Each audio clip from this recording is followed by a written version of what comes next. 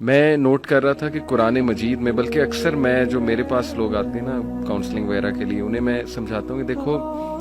قرآن میں کوئی بھی ایک سٹوری بھی ہوپ لیس نہیں ہے، دنیاوی نتائج کے حوالے سے بھی، ایک تو ہے نا اخروی نتائج کے حوالے سے تو ہوپ لیسنس ہو ہی نہیں سکتی مومن کو، دنیاوی نتائج کے حوالے سے ہوپ لیسنس نہیں ہے۔ آپ دیکھیں حضرت یعقوب علیہ السلام،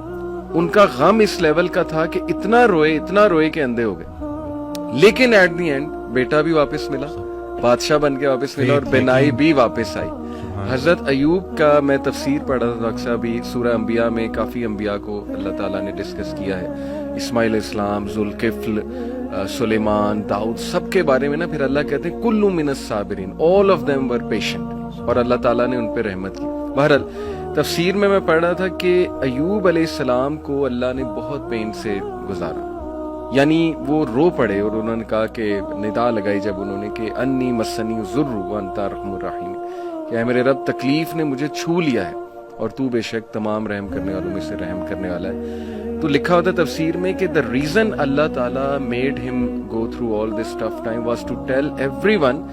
کہ میں اپنے پیاروں کو تکلیف سے گزارتا ہوں، یہ نہ سمجھنا کہ میں تم سے ہیٹ کرتا ہوں یا میں جو ہے وہ کوئی تمہیں پنش کر رہا ہوں، کیونکہ دیکھو اگر ایوب گزر سکتے ہیں اور انبیاء گزر سکتے ہیں تو مے بی اس میں کوئی بہت بڑی حکمت ہے، پین میں، غم میں، تو لیکن یہ کہ اینڈ میں ریلیف آیا۔ اللہ کہتے ہیں ہم نے اسے ریلیف دیا اپنے بندے کو، اس کے اولاد اسے واپس کی، وائف تو ساتھ تھی ہی لیکن یہ کہ اولاد بچھڑ گئی تھی۔ اسی طرح آپ دیکھیں زکریا علیہ السلام اولاد نہیں تھی،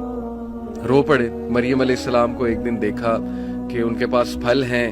بے موسمی پھل ہیں، تو دل میں خواہش کی اور نماز میں اللہ سے دعا کی کہ اللہ اگر تو بے موسمی پھل دے سکتا ہے تو تو مجھے اولاد بھی دے سکتا ہے، تو اس پہ قادر ہے۔